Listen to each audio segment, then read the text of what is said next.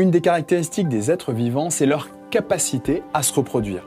Il existe deux grands types de reproduction. Vous avez d'un côté la reproduction asexuée, faisant intervenir la mitose, aboutissant à la formation de clones cellulaires, et vous avez la reproduction dite sexuée, mettant en jeu deux phénomènes majeurs, la méiose et la fécondation.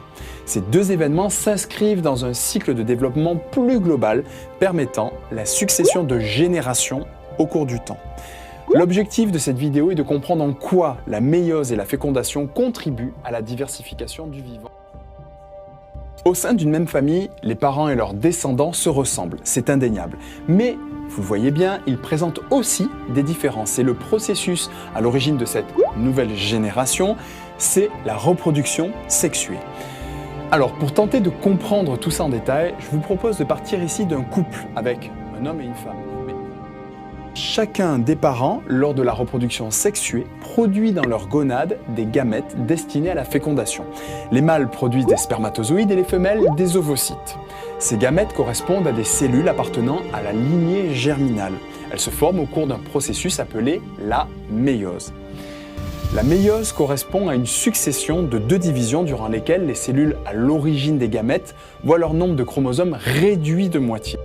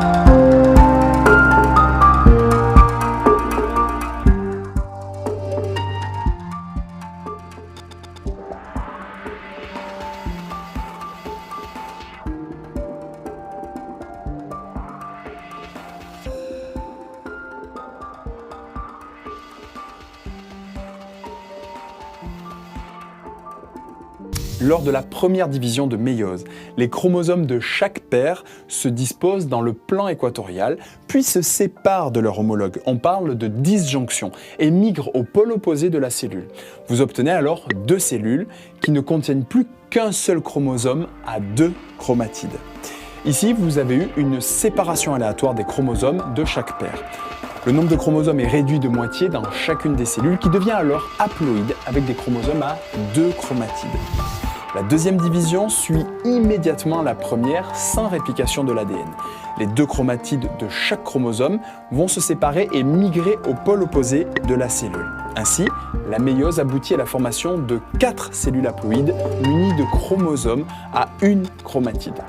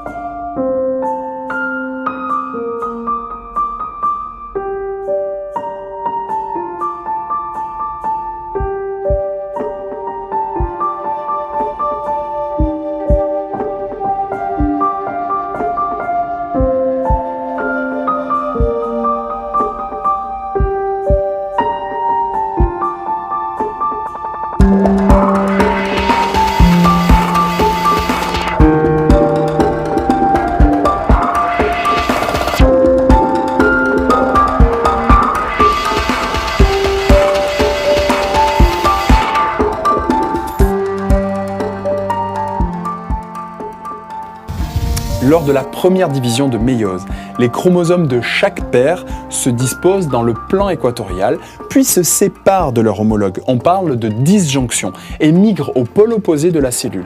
Vous obtenez alors deux cellules qui ne contiennent plus qu'un seul chromosome à deux chromatides. Ici, vous avez eu une séparation aléatoire des chromosomes de chaque paire. Le nombre de chromosomes est réduit de moitié dans chacune des cellules qui devient alors haploïde avec des chromosomes à deux chromatides. Prenons maintenant le cas de deux gènes que je vais vous appeler A et B portés par nos deux paires de chromosomes différentes. Prenons le gène A porté par cette première paire, les grands chromosomes sur votre écran, et le gène B porté par cette deuxième paire, les petits.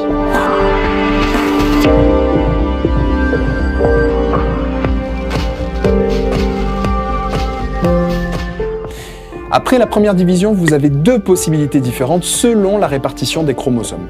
Vous voyez ici que vous pouvez avoir la combinaison de l'allèle grand A avec grand B. Et au final, après la deuxième division de méiose, vous obtenez des cellules haploïdes grand A, grand B et des cellules petit a, petit b. Mais, et vous l'avez peut-être déjà compris, vous pouvez aussi obtenir la combinaison de l'allèle du grand A avec le petit b et le petit a avec le grand B. Tout dépend de la répartition des chromosomes dans la première division de méiose. Et la conséquence, après la deuxième division de méiose, est la nouvelle association des allèles. OK pour vous? Il s'agit ici d'un brassage aléatoire entre chromosomes. On l'appelle brassage interchromosomique.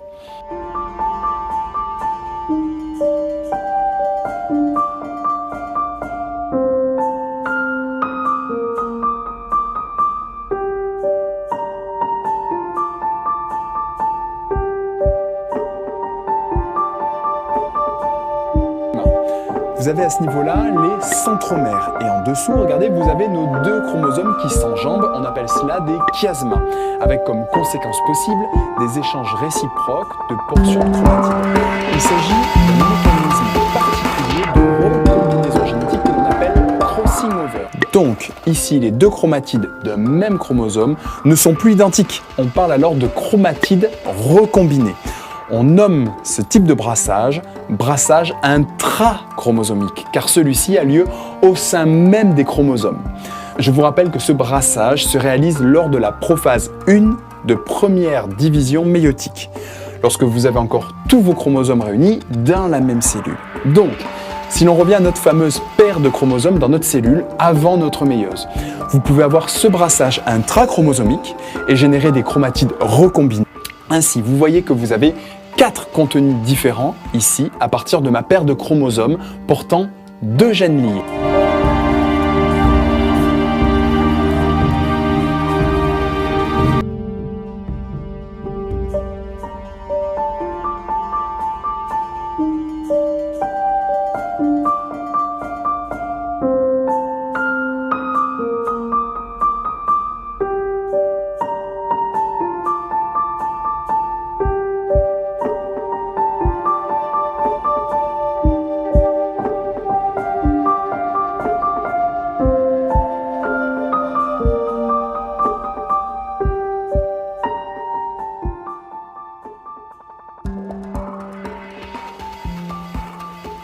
Comment expliquer que nous soyons différents de nos frères et sœurs et comment expliquer également que nous puissions être différents de nos propres parents?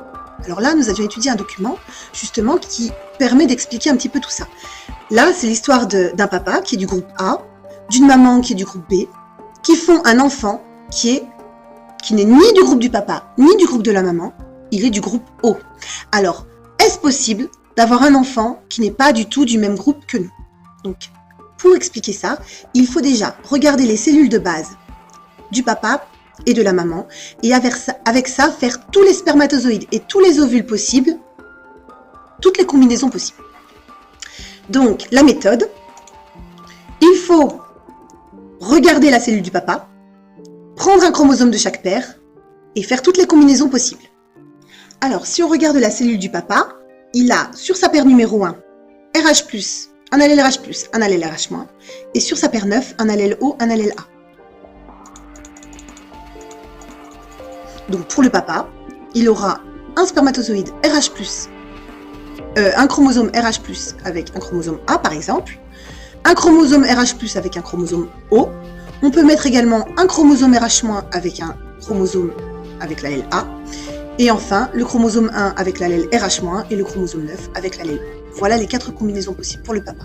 Pour la maman, on fait pareil, sauf que la maman, elle est RH+, RH- sur la paire 1 et BO sur la paire 9. Donc un RH-, un allèle RH- avec un allèle B par exemple.